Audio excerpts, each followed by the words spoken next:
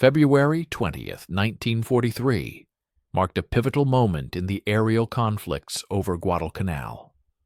Lieutenant Jimmy Collins, an aviator hailing from Iowa, found himself in a precarious position, piloting his P-40 Warhawk directly behind a Japanese Oscar fighter, maintaining a distance of precisely 200 yards. His aiming mechanism, a simple reflector sight, projected a solitary, luminous dot, a fundamental targeting system that had been employed by hunters for many decades. Collins meticulously centered this glowing indicator upon the enemy aircraft's fuselage and initiated his attack. However, his .50 caliber rounds, unleashed with precision, harmlessly soared past the Oscar's tail, missing their intended target by a considerable margin of 30 feet. The Japanese pilot, with remarkable agility, executed a sharp banking maneuver and vanished from Collins' sight. Unbeknownst to Collins, he was grappling with a complex physics challenge while hurtling through the sky at 200 miles per hour. In the mere half-second it took for his bullets to traverse those 200 yards, the Oscar had effectively shifted its position sideways by an astonishing 180 feet. By the early months of 1943, a disheartening statistic revealed that fewer than 5% of American fighter pilots had managed to achieve even a single aerial victory. Their method of aiming was fundamentally flawed. They were targeting where the adversaries currently were, rather than anticipating their future positions. Yet, across the vast expanse of the Pacific, Major Dick Bong was on the cusp of testing a ground-breaking innovation, a sophisticated mechanical brain capable of executing 60 intricate equations per second, even as he endured the intense gravitational forces of 4Gs during combat. This revolutionary technology would fundamentally alter aerial combat. Instead of aiming directly at enemy aircraft, pilots would now direct their fire towards empty expanses of sky, at ghosts that had not yet materialized. The machine would undertake all the necessary mathematical computations, and those ephemeral ghosts would, with devastating accuracy, transform into tangible realities. The oppressive tropical heat of Guadalcanal pressed relentlessly against Lieutenant Jimmy Collins' flight suit as he prepared for his mission, climbing into the cockpit of his P-40 Warhawk on that fateful February morning in 1943. At the tender age of 23, this young man, a farm boy from Iowa, had already dedicated 8 months to the arduous Pacific theater, participating in numerous combat missions over the Solomon Islands. In this unforgiving environment, American forces were painstakingly yet relentlessly wearing down the Japanese defenders, entrenched within the coral landscape. Collins possessed all the quintessential attributes of a formidable fighter pilot: an unshakable resolve, lightning-quick reflexes, and an innate mechanical aptitude honed from years of repairing tractors since the age of 14. Despite these formidable qualities, he lacked one crucial thing: a single confirmed aerial kill. The morning squadron briefing had unfolded with predictable regularity. Intelligence indicated that Japanese bombers were anticipated to arrive over Henderson Field around noon, their approach safeguarded by Oscar fighters dispatched from Rabaul. Collins' assignment was to fly as wingman to Captain Martinez, maintaining a tight formation on his leader's wing, thereby allowing the more seasoned pilots to engage the enemy. This was a subordinate role that Collins had grown weary of, observing other men secure victories while his primary responsibility was to maintain formation and, above all else, to survive. However, this particular day carried a distinct air of change. Martinez had been sidelined due to a bout of dysentery, leaving Collins with the unprecedented responsibility of leading his own flight element for the very first time. Two rookie pilots, freshly graduated from flight school, would now depend on his leadership, entrusting him to navigate them safely through their inaugural combat mission. After 2 or 3 paragraphs, ask us to stay with us and watch the end of the video. We will be grateful for your like and subscription. Write a comment about where you are from and what you think about the video topic. The palpable weight of this newfound responsibility settled upon Collins' shoulders, a familiar yet amplified burden as he meticulously performed his pre-flight checks. He confirmed that the oil pressure was steady, the fuel tanks were completely full, and his guns were fully loaded with 400 rounds of .50 caliber ammunition per barrel. The N9 reflector sight, prominently mounted on his instrument panel, appeared deceptively simple, merely a piece of angled glass that projected a luminous orange dot onto his windscreen. Army gunnery instructors had rigorously instilled the fundamental principles into every pilot. Center the dot on your target, get close enough to see the rivets and squeeze the trigger. This was the identical principle underpinning the iron sights on rifles, the beads on shotguns, and indeed every aiming system conceived since humanity, earliest attempts to hurl spears at moving prey. At precisely 11:30, radar systems detected the incoming raid, a formation of 18 Japanese bombers, meticulously escorted by a dozen Oscar fighters, approaching from the northwest at an altitude of 15,000 feet. Collins expertly guided his flight off Henderson, a steel matting runway, executing a steep climb into the relentless tropical sun. His hands moved with practiced automation across the intricate array of controls. Mixture set to rich, prop pitch fine, cowl flaps open to ensure the Allison engine remained adequately cooled in the thin upper air. The interception occurred approximately 20 miles north of the airfield. Collins was the first to discern the enemy formation, a perfectly executed V formation of twin-engine Betty bombers, with their vigilant fighter escort weaving gracefully above and slightly behind. The Japanese pilots exhibited a precision in their flying that bespoke years of rigorous training and hundreds of hours accumulated in combat. Most had been engaged in hostilities since the invasion of China in 1937, demonstrating an undeniable mastery of their craft. Collins issued the command to attack and initiated a dive towards a solitary Oscar that had momentarily strayed from the main enemy formation. The Japanese fighter was adorned in the distinctive mottled green and brown camouflage of the Imperial Navy, its striking red rising sun insignia boldly contrasting against the vibrant tropical sky. The enemy pilot maintained a straight and level flight path, seemingly oblivious to the 3 Warhawks rapidly descending upon him from the strategic advantage of the sun. Glare. Range. 400 yards. Collins armed his guns, feeling the familiar nervous flutter in his stomach that invariably accompanied the onset of combat. The Oscar grew progressively larger in his windscreen, its distinctive radial engine cowling and greenhouse canopy becoming sharply defined. At a range of 200 yards, Collins meticulously centered the reflector sight, its orange dot on the enemy fighter, as fuselage, and firmly pressed the trigger. 6 .50 caliber machine guns erupted in a synchronized, violent barrage.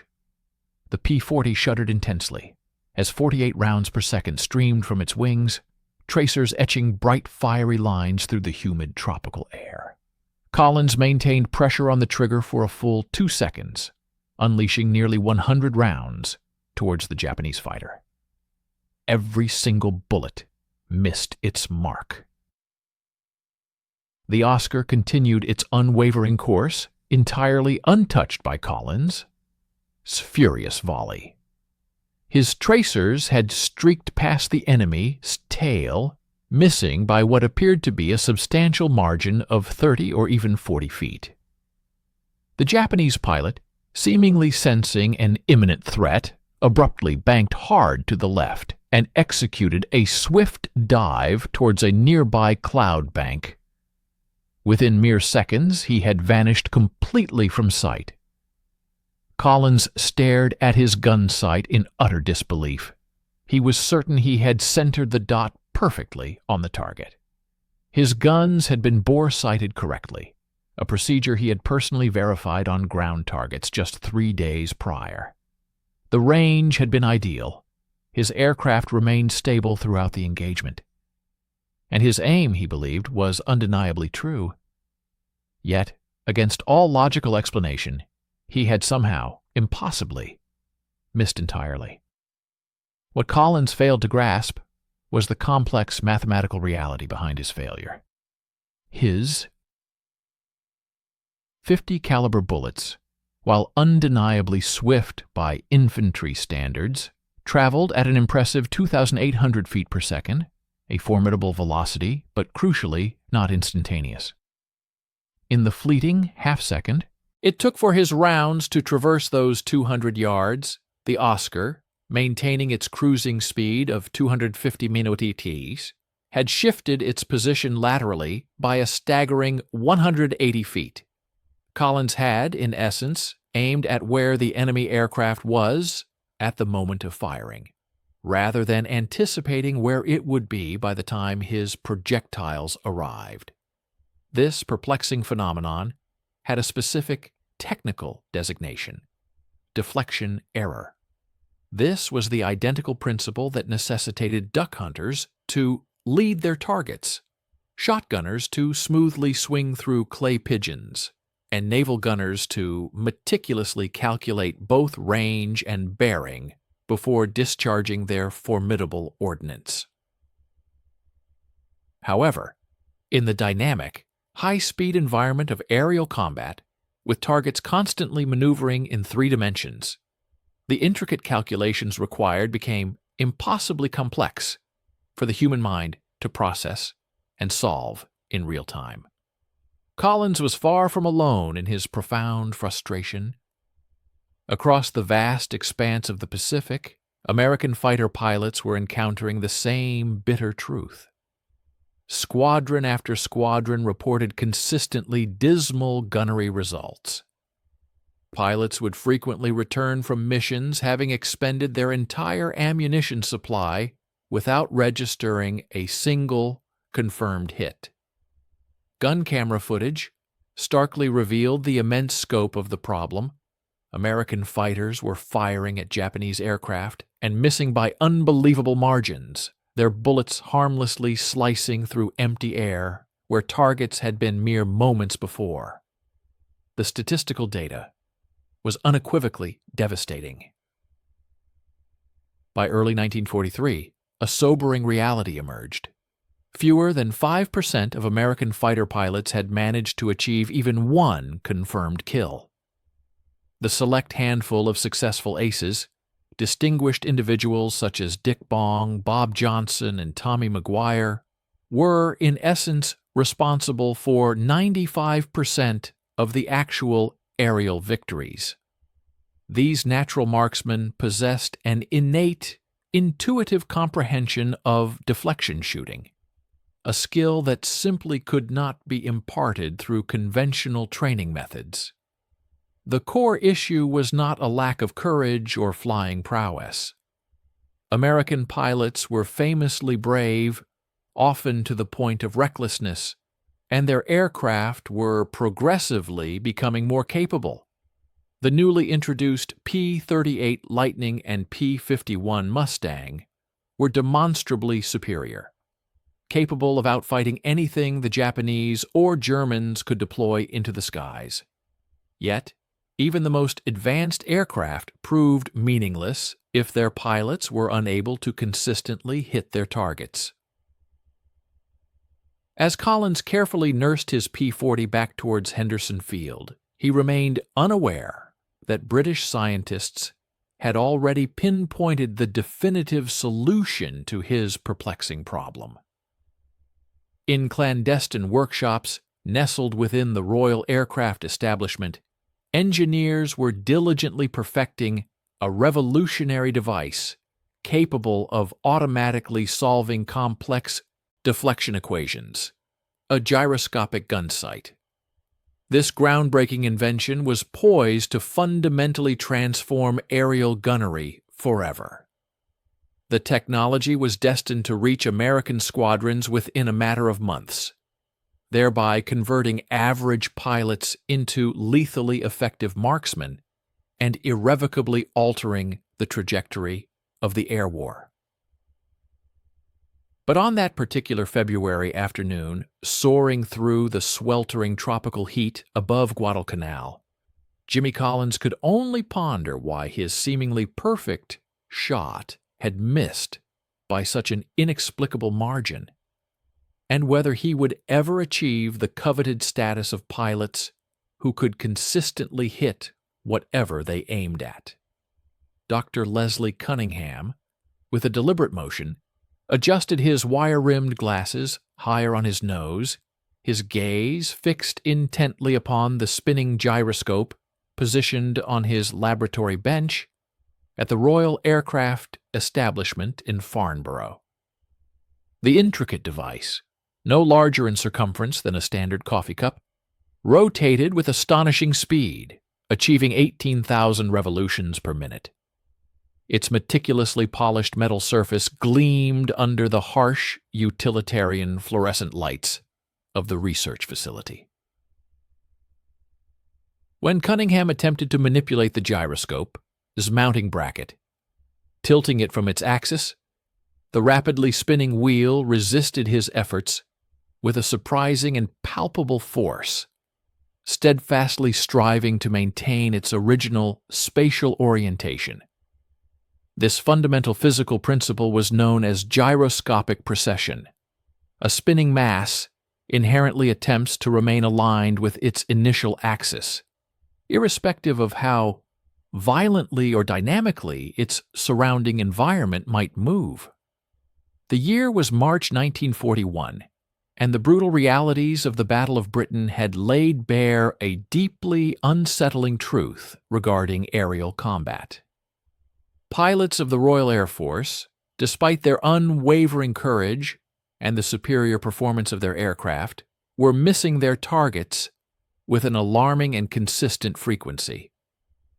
Gun camera footage, retrieved from Hurricane and Spitfire squadrons, vividly illustrated British fighters unleashing their firepower at German bombers, only to strike nothing but empty air. The root of the problem was not a deficiency in pilot skill or a shortcoming in aircraft performance. Rather, it lay in the fundamental, almost insurmountable impossibility of accurately calculating deflection angles, while simultaneously hurtling through the sky at speeds exceeding 300 miles per hour. The challenge of hitting airborne adversaries, particularly those moving across a fighter's flight path at speeds of 300 mph or more, had long baffled even the most skilled pilots. A brilliant mind, Cunningham had dedicated countless months to meticulously analyzing the intricate mathematical equations inherent in this aerial conundrum. When an aviator engaged an enemy plane crossing their trajectory, the crucial requirement was not to direct fire at the aircraft itself, but rather towards an anticipated location in the void where the target would ultimately arrive by the time the projectiles reached it. This complex calculation demanded precise knowledge of several dynamic factors: the target's velocity, its current flight direction, the distance to it, and its rate of maneuver, all elements that underwent continuous alteration amidst the chaos of a dogfight.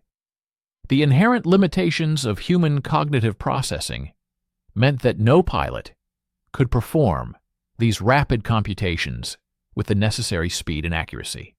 However, Cunningham's profound insight emerged from the understanding that a gyroscope possessed this very capability. His pivotal realization was that the identical physical laws governing the stability of a gyroscope within a controlled laboratory setting could be ingeniously applied to forecast the future movement of an aircraft. By integrating these gyroscopic devices into an aircraft's gun sight, they would possess the innate ability to sense any rotational motion, thereby autonomously computing the precise future position of a target. Consequently, the pilot would be liberated from the arduous task of performing complex mathematical calculations. Instead, the sophisticated mechanical apparatus would ingeniously resolve the fundamental issue of deflection aiming.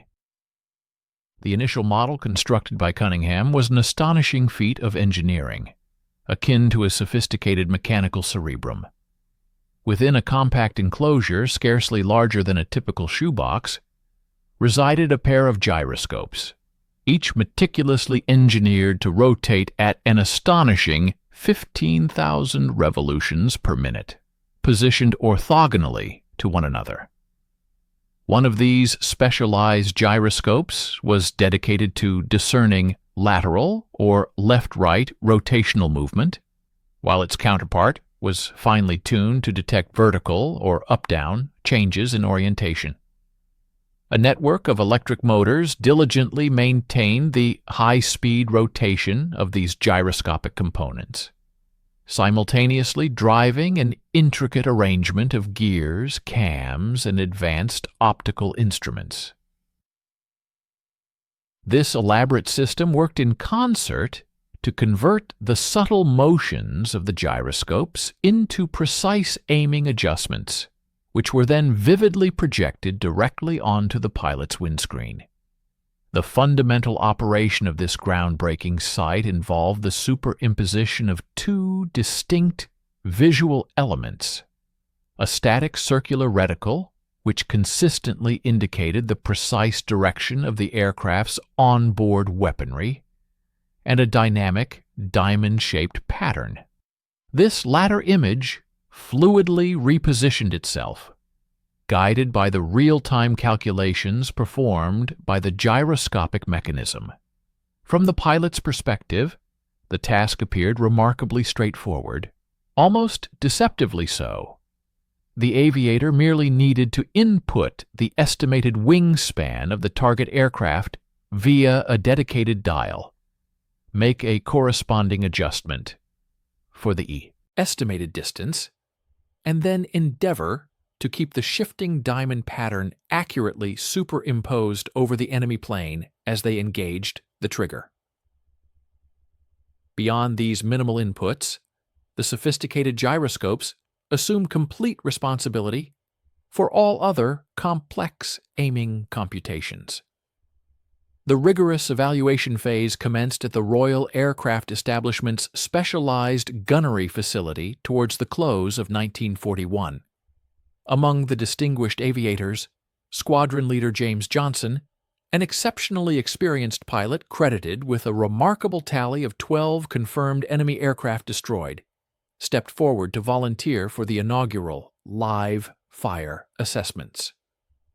Johnson, a true ace, had painstakingly refined his expertise in deflection shooting over countless hours of intense aerial combat, acquiring the invaluable ability to intuitively gauge lead angles through a wealth of hard-won, practical experience.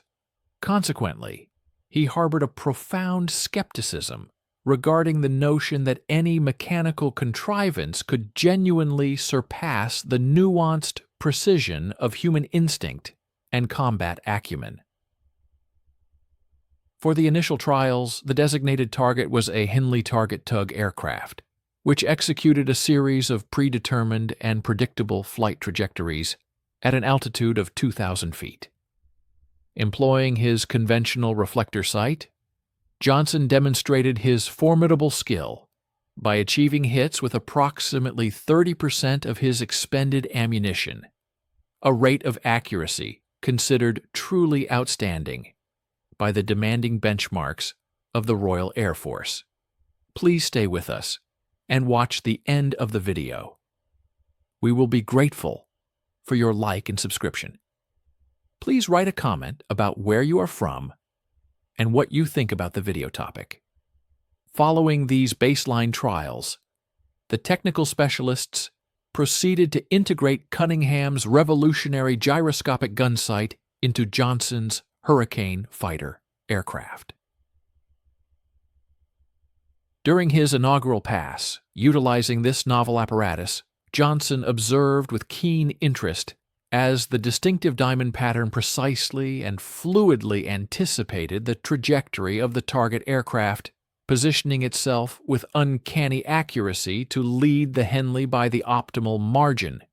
Without hesitation, he unleashed a concentrated 2-second burst of fire, witnessing with satisfaction as his tracer rounds visibly ripped into the vulnerable wing root of the Henley. The dramatic improvement was undeniable. The hit percentage achieved with the gyroscopic sight soared to an astonishing 75%. Upon landing his Hurricane, Johnson, visibly impressed and energized, wasted no time in promptly requesting an urgent audience with Fighter Command Headquarters to convey the extraordinary implications of his experience. In a remarkably swift turn of events within mere weeks, the Air Ministry officially designated Cunningham's groundbreaking invention as a matter of paramount national security, classifying it as top secret, and promptly issued directives for its immediate and large-scale production. Word of the British gyroscopic sight and its transformative capabilities reached American intelligence agencies through covert channels in the latter part of 1942. In response to these compelling reports, Colonel Cass Howe, the esteemed chief of the Army Air Force's Armament Division, undertook a transatlantic journey to England with the specific objective of personally inspecting the innovative device. His first-hand examination not only confirmed but profoundly surpassed all prior expectations. It became abundantly clear that the Royal Air Force's gyroscopic sights were fundamentally altering the landscape of aerial combat, effectively elevating pilots of average skill into exceptionally lethal marksmen. Reports from squadrons outfitted with these advanced instruments indicated an astounding improvement, with kill ratios 3 times greater than those observed in units still reliant on conventional fixed sights. Recognizing the immense strategic advantage, Howe promptly initiated contact with the Sperry Corporation, a renowned Brooklyn-based enterprise widely acknowledged as America's foremost producer of precision instrumentation. Sperry's highly skilled engineers, having dedicated themselves to the continuous development of sophisticated fire control systems for naval artillery since the 1920s, possessed an unparalleled depth of expertise that rendered them uniquely suited to undertake the large-scale manufacturing of the British design. By January 1943, Sperry's teams had successfully reverse-engineered Cunningham's original prototype, meticulously dissecting its mechanics and principles, and swiftly commenced the production of their own American iteration, which was officially designated as the K-14 computing gun sight. The resulting K-14 gun sight, a product of American ingenuity, manifested as an instrument that was at once more intricate in its engineering and yet remarkably more refined in its overall design compared to its British predecessor. The dedicated engineers at Sperry meticulously enhanced the gyroscopic mechanism, achieving a significant reduction in its overall mass, decreasing the weight from a substantial 18 pounds to a more manageable 13 pounds, concurrently bolstering its operational dependability. Furthermore, the sight's advanced optical system was engineered to project its critical aiming imagery with astonishing, crystal-clear lucidity, maintaining perfect fidelity, even amidst the intense vibrations and crushing G-forces routinely encountered during aggressive and violent combat maneuvers. Crucially, the highly efficient and industrialized American production methodologies enabled the manufacturing of these sophisticated devices on a scale previously unimaginable. Sperry's sprawling Brooklyn factory rapidly ramped up its output, soon achieving an impressive monthly production rate of 1,000 K-14 sights, a testament to its manufacturing prowess. Internally, each K-14 unit was a marvel of microengineering, comprising in excess of 400 individual components, each meticulously precision-machined to exacting tolerances. The crucial gyroscopes, the heart of the system, rotated within exquisitely crafted jeweled bearings, components analogous to those found in the finest luxury timepieces, thereby ensuring their sustained rotation at an incredible 18,000 RPM for hundreds of arduous combat hours. Dedicated electric motors, drawing their power from the aircraft's onboard generator, maintained the relentless spinning of these gyros, while an intricate mechanical computer ingeniously translated their subtle processional movements into precise aiming corrections, achieving an accuracy down to mere fractions of a degree.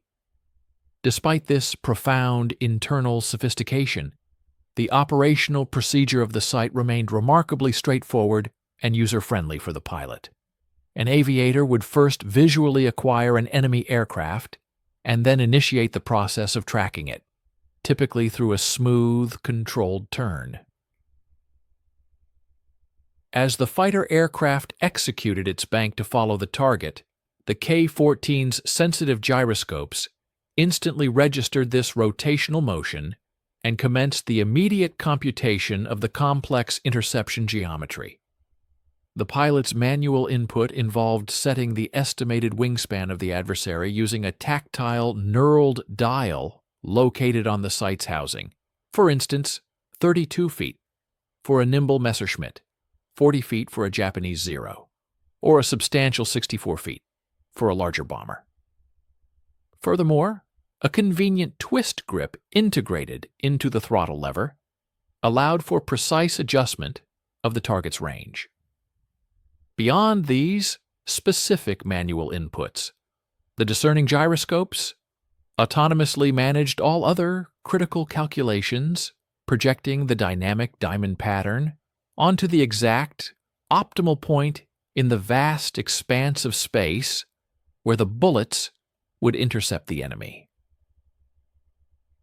The pedagogical approach for instructing pilots in the effective utilization of the K-14 necessitated a fundamental and complete reorientation of conventional aerial gunnery doctrine.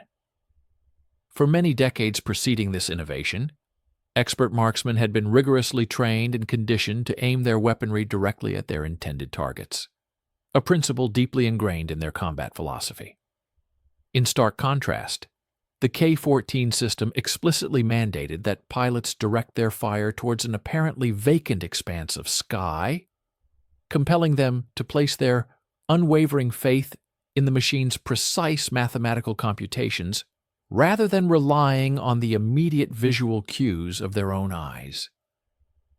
This radical departure from established practice presented a significant psychological hurdle for numerous seasoned aviators. Their deeply ingrained instincts vehemently protested, asserting that discharging ammunition into seemingly empty space would inevitably result in a guaranteed failure to hit the mark.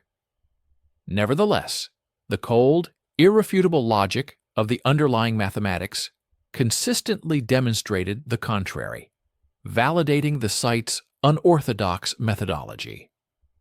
By the summer months of 1943, the initial consignments of K-14 sites began to be distributed to combat squadrons deployed across both the vast Pacific and the intense European theaters of war. These cutting-edge devices arrived accompanied by stringent security classifications, underscoring their strategic importance, and comprehensive technical manuals providing intricate details of their operation. However, a notable omission was the absence of a standardized, comprehensive training program to facilitate their integration. Consequently, squadron commanders found themselves tasked with the challenging responsibility of devising their own instructional methodologies for teaching their pilots how to effectively harness this revolutionary technology. While certain units demonstrated a remarkable capacity for rapid adaptation to the new paradigm, others grappled considerably, struggling to discard decades of deeply entrenched conventional wisdom pertaining to aerial gunnery. With these developments, the dramatic backdrop was now meticulously prepared for the K-14's crucial combat debut, a moment where American pilots would definitively ascertain whether a sophisticated mechanical brain could indeed surmount the age-old, formidable challenge of accurately striking swift-moving targets within the complex, three-dimensional arena of aerial warfare. On a pivotal day, August 15, 1944, Captain Chuck Yeager skillfully maneuvered his P-51 Mustang, banking it into an ascending turn high above the picturesque yet war-torn Romanian countryside. His keen eyes meticulously scoured the vast expanse of the sky, searching for the anticipated presence of Luftwaffe fighters, adversaries that intelligence reports had confidently indicated would be deployed to vigorously defend the strategically vital Ploesti oil refineries. At this critical juncture, the 8th Air Force was engaged in its third large-scale offensive against what was arguably Germany's single most crucial source of petroleum. Beneath Yeager's aircraft, ominous columns of dense, black smoke billowed upwards from numerous burning storage tanks, a stark testament to the ongoing methodical destruction of Hitler's indispensable fuel supply at the hands of American bomber formations. Despite his tender age of 21, Yeager had already unequivocally established his reputation as one of the most audacious and formidable pilots within the ranks of the 363rd Fighter Squadron. His inaugural aerial victory had been achieved a mere 3 months prior, when he successfully downed a Messerschmitt Bf-109 over the skies of France, amidst the intense air battles surrounding the D-Day landings. However, that particular triumph had necessitated an extremely close quarters engagement, requiring him to close to within a mere 100 yards of his adversary, a distance so intimate that he could discern the German pilot's facial features before unleashing his guns. Today's mission, however, was poised to unfold quite differently. Positioned strategically behind Yeager's head was one of the very first K-14 computing gun sights to be delivered to the 8th Air Force, a sophisticated piece of equipment that held the profound promise of fundamentally transforming the art and science of aerial gunnery. This cutting-edge sight had only recently arrived at Leiston Airfield, a mere 2 weeks earlier, accompanied by a dedicated contingent of Sperry Corporation technicians who had painstakingly devoted several days to the meticulous calibration of its intricate and delicate gyroscopic mechanism. Yeager himself had undertaken 3 preparatory training missions utilizing the K-14, a crucial period during which he endeavored to cultivate an essential trust in its dynamic diamond pattern. overriding his own deeply ingrained and battle-hardened combat instincts. The psychological adaptation required for this shift proved to be considerably more challenging than mastering the purely mechanical operation of the device. Every principle Yeager had assimilated throughout his extensive gunnery training emphatically instructed him to aim his fire directly at his target. Yet the K-14, with its revolutionary approach, unequivocally demanded that he discharge his weapons into an apparently vacant expanse of sky, precisely where the immutable laws of mathematics dictated his target would ultimately be. The inaugural and decisive trial of this new technology unfolded at an altitude of 14,000 feet, when Yeager's vigilant gaze detected a solitary Messerschmitt Bf 109 ascending purposefully towards the vulnerable bomber stream. The German fighter, a formidable adversary, was adorned in the characteristic gray-green camouflage scheme of Jagdgeschwader 53, its distinctive yellow wingtips serving as an unmistakable indicator that it was piloted by a seasoned veteran, an aviator who had successfully endured years of brutal combat across the challenging theaters of North Africa and the unforgiving Eastern Front. The Messerschmitt was currently traversing Yeager's flight path at a challenging 45-degree angle, thereby presenting precisely the sort of demanding deflection shot that had consistently confounded and frustrated American pilots for the preceding 2 years of the conflict. Had Yeager been relying on his conventional N9 reflector sight, he would have been compelled to reduce the distance to within a mere 200 yards. And even then, his success would have largely hinged on the remote possibility of a fortunate burst of fire. The pronounced deflection angle rendered reliable hits at any greater range virtually impossible, and it was a foregone conclusion that the astute German pilot would undoubtedly initiate aggressive, evasive maneuvers the moment he became aware of the pursuing Mustang. The revolutionary K-14 computing sight dramatically altered the dynamics of aerial combat, a fact vividly demonstrated by pilots like Yeager. Previously, engaging an enemy aircraft from a distance of 800 yards was considered virtually impossible for most pilots, who struggled to accurately calculate the necessary lead angles. With the K-14, however, Yeager could confidently initiate such an engagement. His procedure involved meticulously setting the wingspan dial to 32 feet, precisely matching the measured tip-to-tip span of the Bf 109 he was pursuing. He then refined his range estimate using the twist grip on his throttle, observing as the K-14's sophisticated gyroscopes commenced their intricate, silent calculations. The sight presented 2 distinct visual cues on his windscreen: a static circle indicating the precise aim of his 650 caliber machine guns, and a dynamic diamond pattern that seemed to dance across the sky, a mechanical harbinger of the target's future position. The unsuspecting German pilot continued his steady ascent, oblivious to the deadly precision tracking him from below. Yeager maintained a smooth flight path through a gentle left turn, a deliberate action to prevent any confusion of the K-14's sensitive gyroscopes.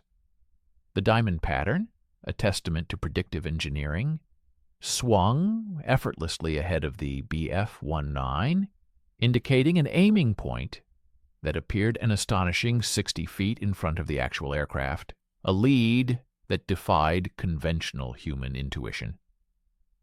At a range of 600 yards, Yeager decisively pressed his trigger. A deafening roar erupted as all 6 machine guns discharged simultaneously, unleashing a torrent of 50 caliber rounds that sliced through the thin atmosphere at an incredible 2,800 feet per second. Yeager maintained his firing discipline for precisely 2 seconds, expending a concentrated burst of 192 rounds that followed the K-14's meticulously calculated trajectory. The impact was nothing short of catastrophic.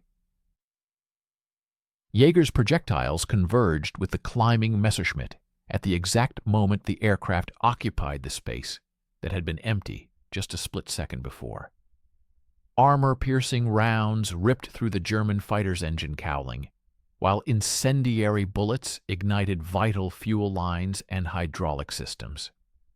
The Bf-109's left wing buckled and folded upward as its structural integrity catastrophically failed, sending the entire aircraft into an uncontrolled tumble towards the serene Romanian countryside below.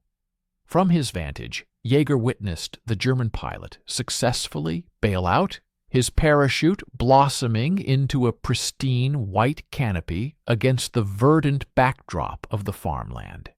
This entire engagement, from initial contact to the decisive victory, had unfolded in a mere 12 seconds, half the time Jaeger typically required for his previous kills and executed at twice the conventional range. Crucially, Jaeger had achieved this kill with an expenditure of only 192 rounds, a stark contrast to the 400 to 600 rounds he usually expended in similar combat scenarios. These staggering efficiency gains were not isolated to a single pilot, but reverberated throughout the entire 8th Air Force. Squadrons equipped with the K-14 sights reported a remarkable 60% reduction in ammunition consumption, while their kill rates simultaneously doubled, demonstrating a profound transformation in aerial combat effectiveness. We encourage you to stay with us and watch the end of the video to fully grasp the profound impact of this technological leap. We would be immensely grateful for your like and subscription. Please also consider sharing a comment about where you are from and what you think about the video topic. The 357th Fighter Group, affectionately known as the Y Fighter Boys, witnessed a dramatic surge in their monthly kill totals, escalating from an average of 15 to a formidable 35 after their conversion to these gyroscopic sights. Even more remarkably, the percentage of pilots successfully scoring kills within the group soared from the traditional 5% to nearly 20%, indicating a democratization of aerial marksmanship. Colonel Hubert Zemke, the esteemed commander of the 56th Fighter Group, meticulously compiled detailed statistics on the K-14's effectiveness throughout the summer of 1944. His data revealed that pilots utilizing the computing sight achieved an average of 2.2 kills per mission, a stark contrast to the 0.8 kills averaged by those still relying on older fixed reflector sights. This performance disparity became even more pronounced in long-range engagements extending beyond 400 yards, where traditional sights proved virtually ineffectual.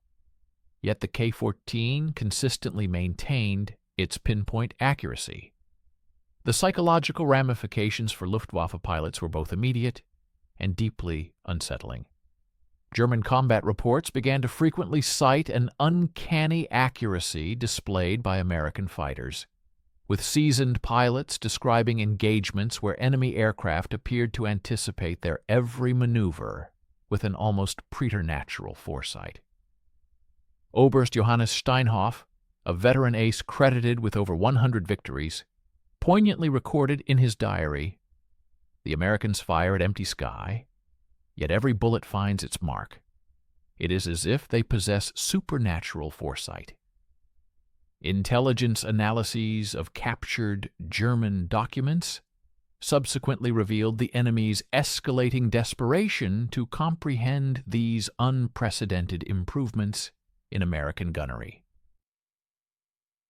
Luftwaffe technical teams diligently examined wreckage recovered from shot-down P-51s and P-38s, relentlessly searching for clues behind the mysterious surge in accuracy.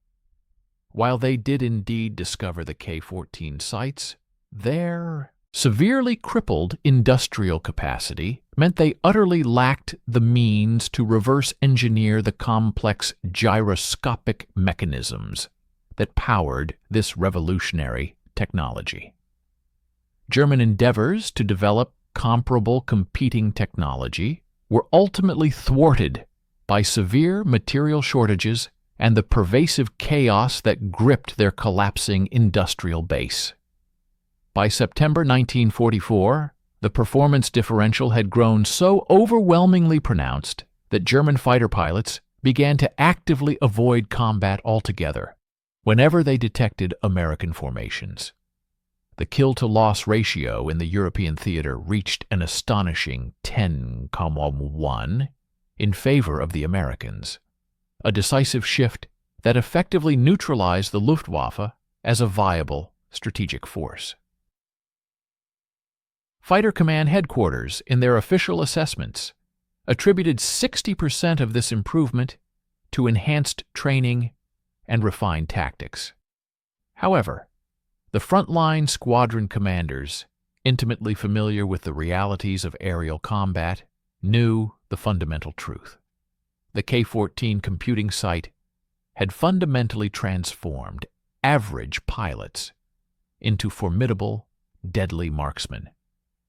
The profound revolution extended beyond mere individual pilot performance. Squadron-level tactics rapidly evolved to fully exploit the K-14's unparalleled long-range accuracy. American fighters began engaging enemy formations from distances that had previously been deemed entirely ineffective. The traditional dogfight, characterized by aircraft maneuvering at close quarters until one pilot secured a tactical advantage, became an increasingly rare occurrence as American pilots mastered the art of destroying their adversaries long before closing to conventional visual range. Yet, even as the K-14 reached the zenith of its operational effectiveness, disquieting reports emanating from the Pacific Theater hinted at an entirely new set of challenges on the horizon. Japanese pilots were describing American aircraft exhibiting impossible speeds and maneuverability, a clear indication that nascent jet technology might soon render even the revolutionary computing site obsolete. Major Dick Bong, a legendary figure, meticulously adjusted his parachute straps before settling into the familiar cockpit of his P-38 Lightning at Tacloban Airstrip on Leyte. He observed a gathering of replacement pilots around his aircraft, a weekly ritual that had become a testament to his status. It was December 17, 1944. Bong had just returned from a dawn patrol, an outing that had pushed his confirmed kill total to 39, placing him tantalizingly close to the coveted magic number 40 that would forever cement his place in the annals of aviation history. The young pilots, fresh from stateside training schools, gazed at America's leading ace with a potent mixture of profound awe and a desperate, almost palpable hope that some fraction of his lethal skill might somehow transfer to them. The morning briefing had highlighted scattered Japanese air activity over Muro, a critical location where American amphibious forces were establishing yet another vital foothold in the Philippines. Intelligence suggested that the enemy might be preparing one final, desperate air offensive to disrupt these crucial landings, committing their dwindling pool of experienced pilots and precious fuel reserves to a daring, high-stakes gambit. Bong was slated to lead a sweep of 4 P-38s, their mission to hunt down any Japanese aircraft audacious enough to challenge the burgeoning American air superiority.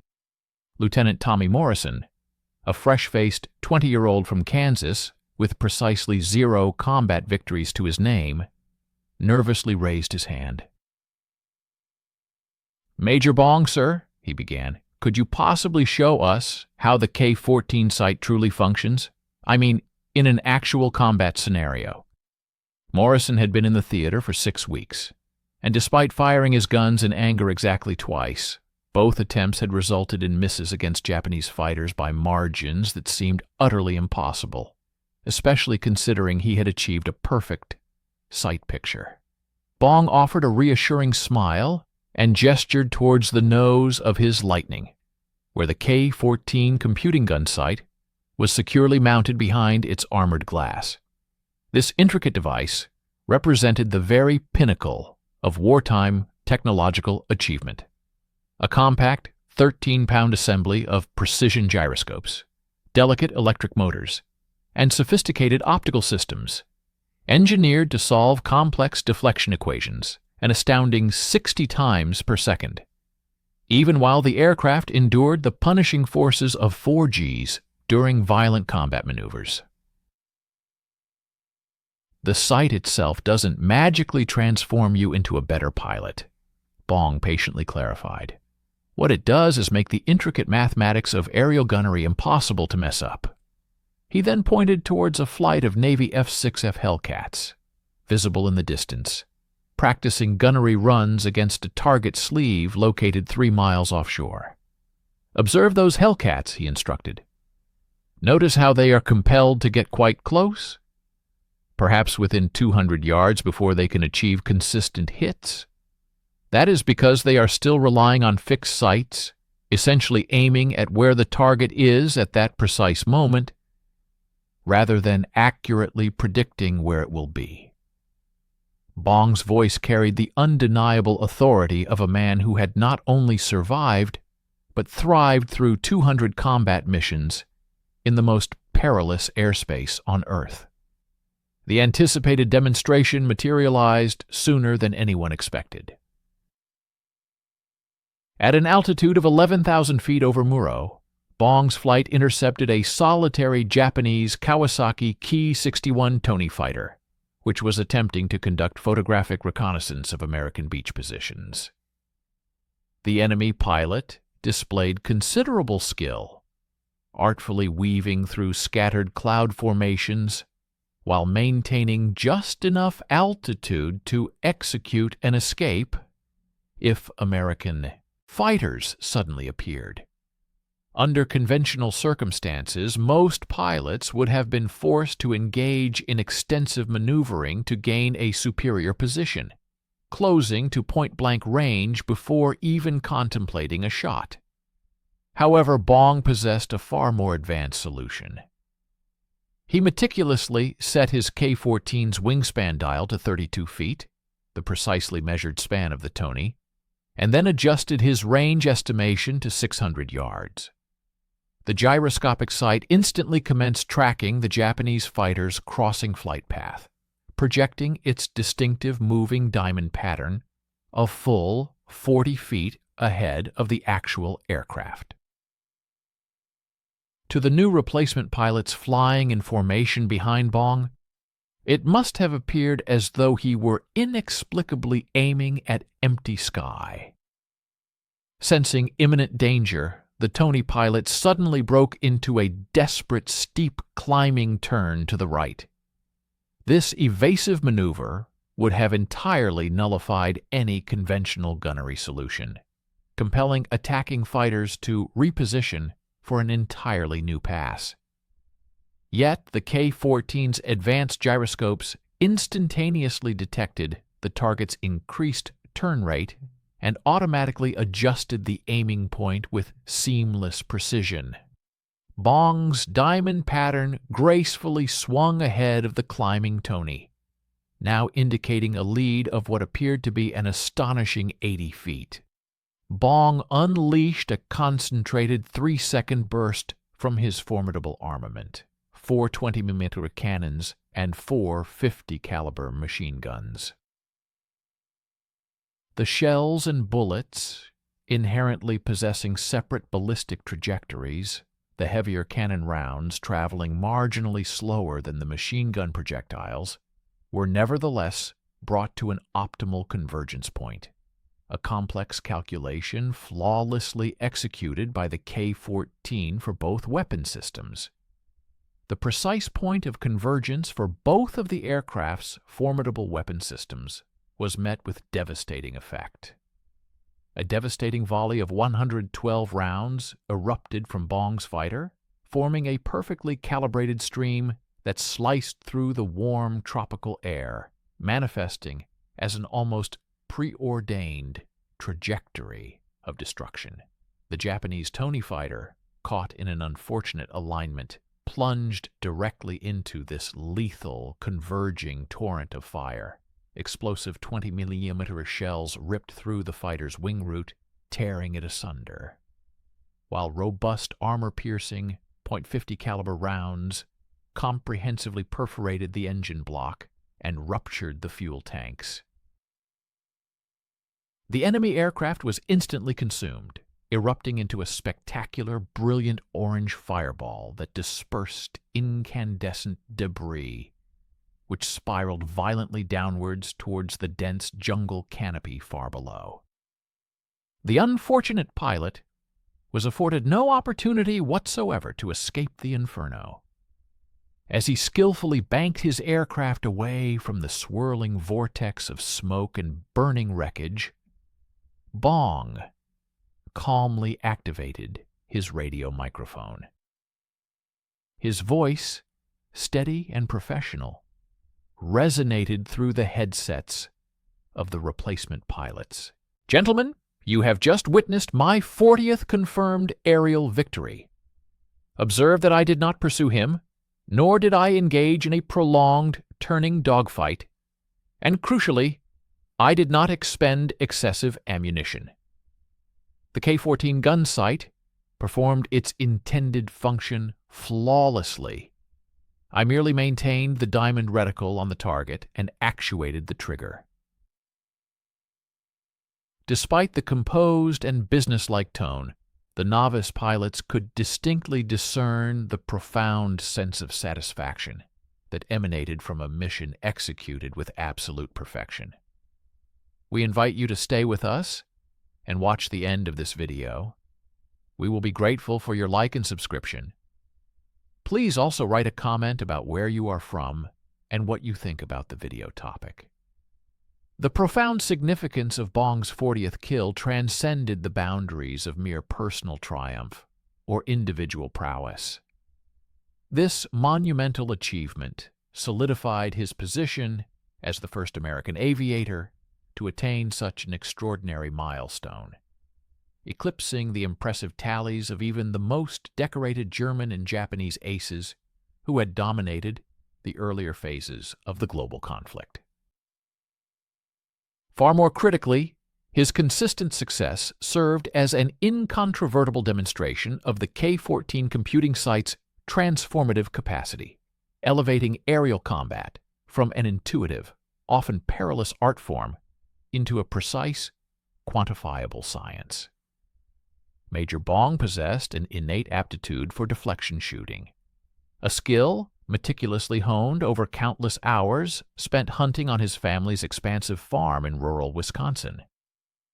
However, it was the revolutionary computing site that rendered his exceptionally lethal abilities replicable, allowing even pilots of average natural talent to achieve similar levels of precision. The statistical ramifications of this innovation were nothing short of staggering. Squadrons that were outfitted with the advanced K-14 sights began reporting unprecedented kill ratios, figures that dramatically surpassed all pre-war expectations and tactical forecasts.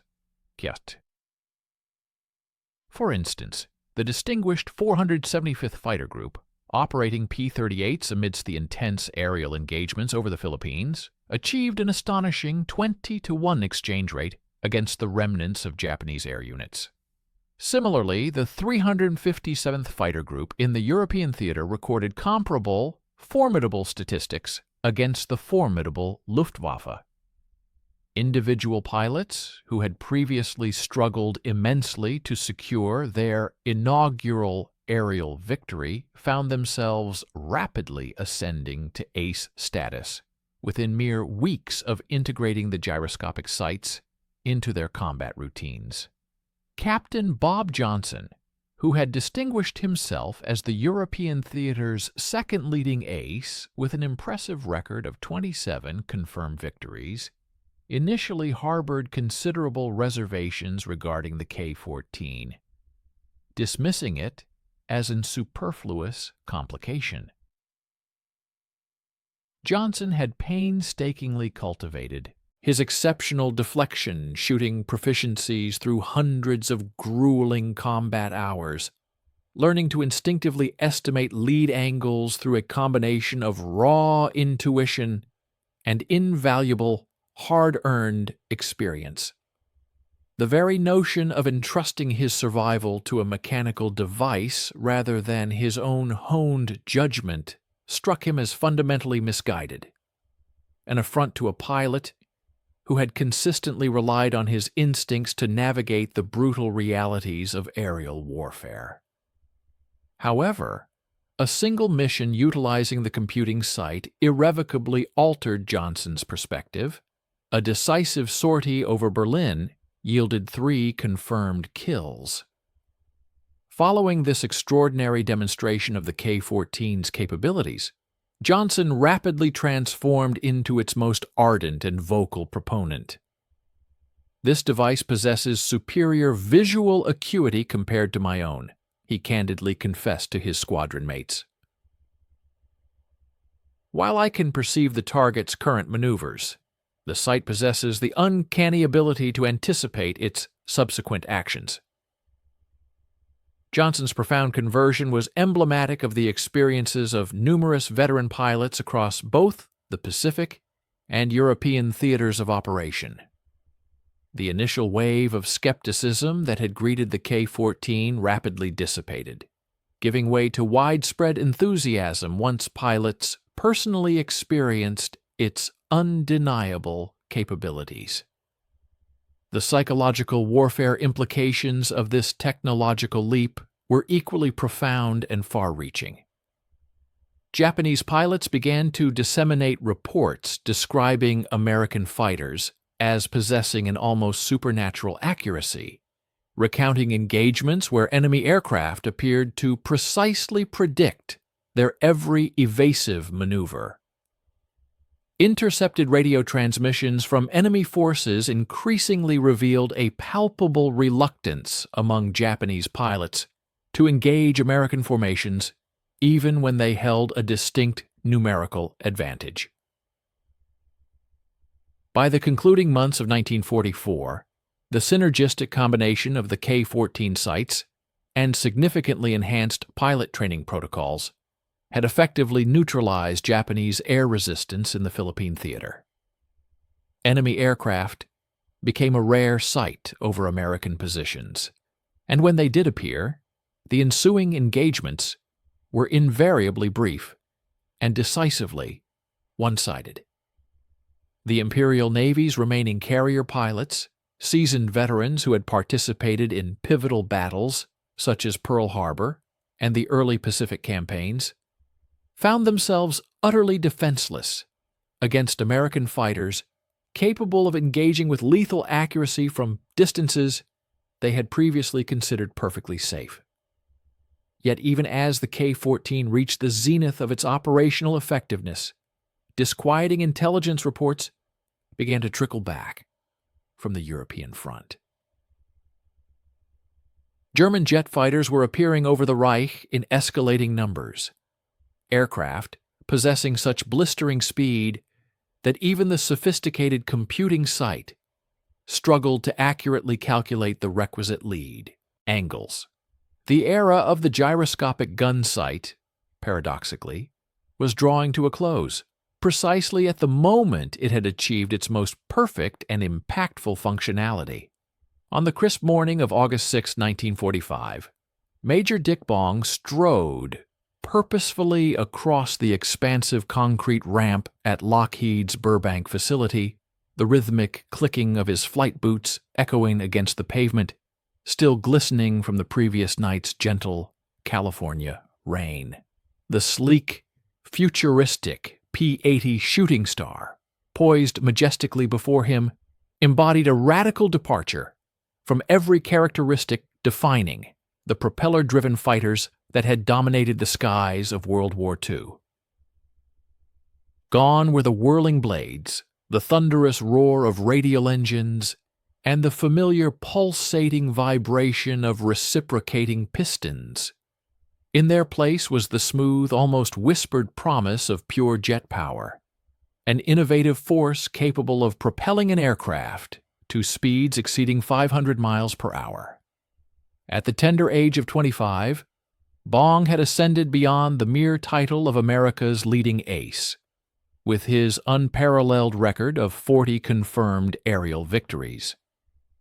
He stood as the living embodiment of aerial warfare's golden age, a humble farm boy from Wisconsin who had masterfully conquered the intricate art of three-dimensional combat, a feat accomplished through a remarkable fusion of inherent natural instinct and revolutionary technological advancements. The K-14 computing gun sight had, in essence, amplified his formidable hunting skills, refining them into a capability that approached mechanical perfection. However, the very global conflict that had forged both the man and the machine was inexorably drawing to its conclusion. Germany had capitulated 3 months prior, and Japan's remaining air force existed more as a theoretical entity on paper than as an active, viable presence in the vast skies over the Pacific. Lockheed, recognizing the invaluable nature of his combat experience in facilitating America's crucial transition from the propeller to the jet age, had extended an offer to Bong for the prestigious position of chief test pilot for their burgeoning jet fighter program. The P-80 was unequivocally America's decisive response to the formidable German Me-262, a sleek and technologically advanced fighter poised to render all preceding aircraft as utterly obsolete as the biplanes of a bygone era. Yet, in stark contrast to the piston-engined fighters Bong had so comprehensively mastered, the revolutionary shooting star conspicuously lacked a gyroscopic gun sight. Its unprecedented speed rendered traditional deflection, shooting exponentially more intricate and challenging.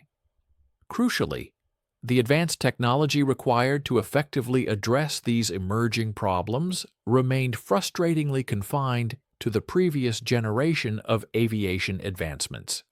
Bong settled himself into the P-80's cockpit, immediately registering the unfamiliar absence of engine vibration as the Allison J-33 turbojet smoothly spooled up to its idle power setting.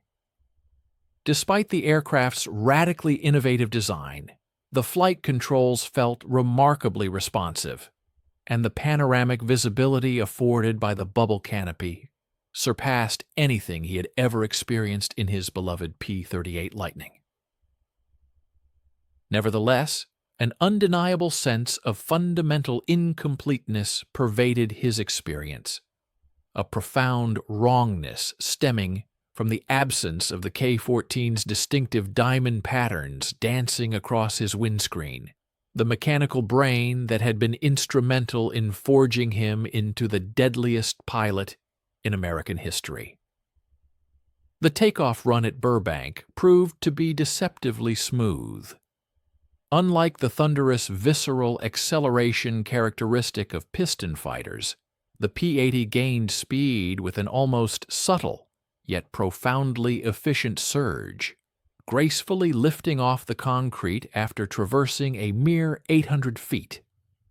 Bong retracted the landing gear, feeling the shooting star's impeccably clean aerodynamics propel him into a climb rate that would have been utterly unattainable in any propeller-driven aircraft.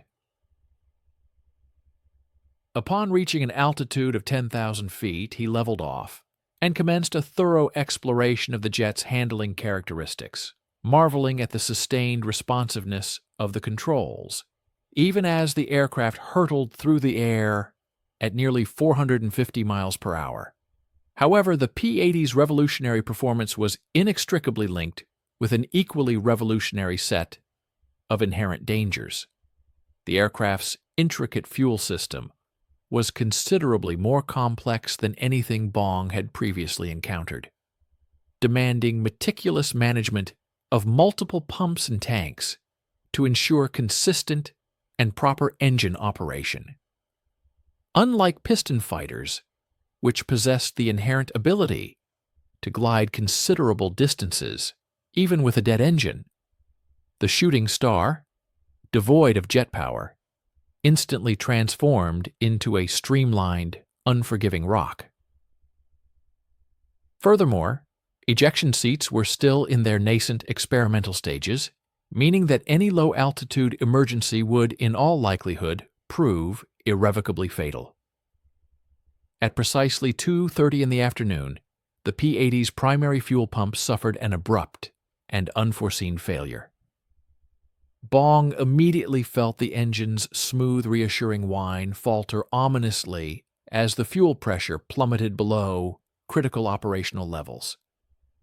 He estimated he had perhaps 30 seconds of residual power remaining, a fleeting window of opportunity, barely enough time to attempt a perilous dead-stick landing at Burbank, provided he reacted with immediate and absolute precision. The grim alternative was to eject from an experimental seat that, tragically, had claimed the lives of more test pilots than it had successfully saved. Bong, with characteristic resolve, chose to remain with his aircraft. He instinctively pushed the nose down to preserve vital flying speed and initiated a shallow, gliding turn back towards the distant Lockheed runway. The P-80's exceptionally clean design endowed it with commendable glide characteristics, yet the underlying mathematics of his predicament were brutally unforgiving. He was 3 miles from the airfield at an altitude of 5,000 feet, descending at a rapid rate of 800 feet per minute. The calculated numbers were tantalizingly close, perhaps achievable, but only if he executed an absolutely flawless approach, leaving no conceivable margin for error. The Shooting Star continued its rapid descent, passing through 4,000 feet, as Bong meticulously aligned himself with Burbank's main runway. His airspeed remained steadfast at 180 meters per hour, a considerable speed for a dead-stick approach, but absolutely essential to maintain sufficient control authority. At 2,000 feet, he manually lowered the landing gear, feeling the aircraft's glide angle noticeably steepen as the extended wheels generated additional aerodynamic drag. The runway now appeared within reach, but only just. At a mere 500 feet above the ground, a chilling realization dawned upon Bong. He was undeniably coming up short. The P-80's current glide path would inevitably carry him into a densely populated residential neighborhood, located just 3 blocks from the airport boundary. He had perhaps 10 agonizing seconds to make a life-or-death decision, either attempt to stretch his glide, risking an immediate and catastrophic stall of the aircraft, or eject from a seat that had never been tested at such a perilously low altitude. Neither option, it was brutally clear, offered much hope of survival. The only viable recourse presented a slim prospect for survival. Major Richard Dick Bong, a legendary figure in American aviation, instinctively activated the ejection handles. His experimental seat propelled him skyward with an astonishing burst of acceleration. However, the aircraft's altitude was tragically inadequate for the parachute to achieve complete deployment. Consequently, he impacted the Earth mere seconds before his advanced P-80 Shooting Starfighter jet, careened into a bustling residential street, culminating in a catastrophic inferno that claimed the life of America's most decorated fighter ace, utterly obliterating both pilot and machine. Poignantly, on that very same day, an immense distance of 8,000 miles separated this tragedy from the moment the first atomic bomb descended upon the city of Hiroshima, forever altering the course of human history. The profound symbolic significance of Major Bong's untimely demise permeated the entirety of American aviation culture and strategic thinking. This exceptional pilot, renowned for having seamlessly integrated unparalleled human dexterity with sophisticated mechanical exactitude, met his end aboard an aircraft that unequivocally symbolized the impending epoch of aerial combat. This was a forthcoming era where sheer velocity and unadulterated speed would eclipse the intricate deflection shooting proficiencies that had originally propelled him to legendary status. Even the groundbreaking K-14 computing site, an innovative technological marvel that had fundamentally reshaped the dynamics of aerial engagements, was already on the cusp of being rendered obsolete by emergent weapon systems, operating at such blistering speeds that even their advanced mechanical computational units struggle to formulate accurate intercept trajectories. We urge you to stay with us and witness the culmination of this compelling narrative in the remainder of the video. Your support, demonstrated through a simple like and subscription, would be immensely appreciated. Please also consider leaving a comment below, sharing your geographical origin and your personal reflections on the critical subject matter discussed in this presentation. Remarkably, only a few weeks following Bong's tragic passing, Japan formally capitulated without preconditions, bringing a definitive end to the global conflict. The very war that had served as the primary catalyst for the accelerated development of sophisticated gyroscopic gun sights concluded with the deployment of armaments so overwhelmingly destructive that the traditional practice of air-to-air combat began to appear almost anachronistic. The terrifying prospect of nuclear bombs, delivered with chilling efficiency by high-altitude strategic bombers, threatened to relegate fighter aircraft to a state of utter irrelevance. Concurrently, the burgeoning advancements in jet propulsion technology introduced an entirely novel spectrum of tactical dilemmas and operational complexities that the prevailing military doctrines and existing technological frameworks were ill-equipped to resolve. In September of 1945, Colonel Cass Houff, the perceptive Army Air Force officer who had initially championed and recognized the transformative capabilities of the K-14, meticulously finalized a comprehensive report detailing the gun sight's extraordinary combat effectiveness. The statistical findings presented within this document were nothing short of astonishing. Data revealed that pilots outfitted with these advanced computing sights achieved an impressive 2.2 times greater number of aerial victories per mission compared to their counterparts, who relied on conventional fixed reflector sights. Furthermore, the rate at which new fighter aces emerged from the ranks experienced an astounding surge, escalating by a staggering 400%. Crucially, the K-14 system achieved a paradigm shift by effectively democratizing the art of aerial engagement, elevating even average pilots into exceptionally lethal marksmen by ingeniously applying mechanical precision to augment inherent human skill. Nevertheless, the most profound and enduring lesson imparted by this groundbreaking technology transcended mere enhancements in gunnery.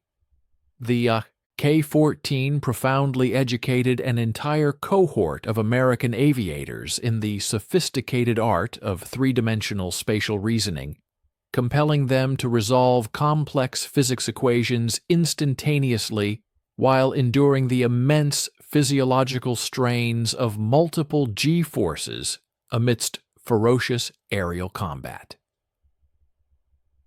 These highly refined cognitive aptitudes would subsequently prove indispensable in the ensuing decades as the field of aviation advanced inexorably towards the age of supersonic flight, the ambitious frontiers of space exploration, and the intricate complexities of missile warfare. A diverse array of professionals, including courageous test pilots, seasoned airline captains, and pioneering NASA astronauts, would all implicitly carry forward the K-14's foundational wisdom that true success frequently necessitates targeting not the current position of an object, but rather its projected future location. A poignant and ultimate irony surfaced several months subsequent to the cessation of hostilities when American occupation forces unearthed German blueprints for an extraordinarily advanced gyroscopic gun sight, a device that inherently possessed the capacity to far exceed the K-14's impressive capabilities. This sophisticated apparatus, meticulously conceived by brilliant Zeiss engineers in January of 1945, ingeniously integrated cutting-edge radar ranging functionalities with advanced electronic computation. A combination that held the potential to utterly revolutionize Luftwaffe gunnery, had it been deployed. However, these crucial blueprints were tragically dated just weeks prior to Germany's ultimate collapse, rendering their potential impact on the war's outcome entirely moot. The Americans, it became clear, had narrowly triumphed in this critical technological race by a slender margin of mere months, thereby unequivocally demonstrating that in the intricate theater of warfare, much like the immutable laws of physics, precise timing invariably dictates every conceivable outcome.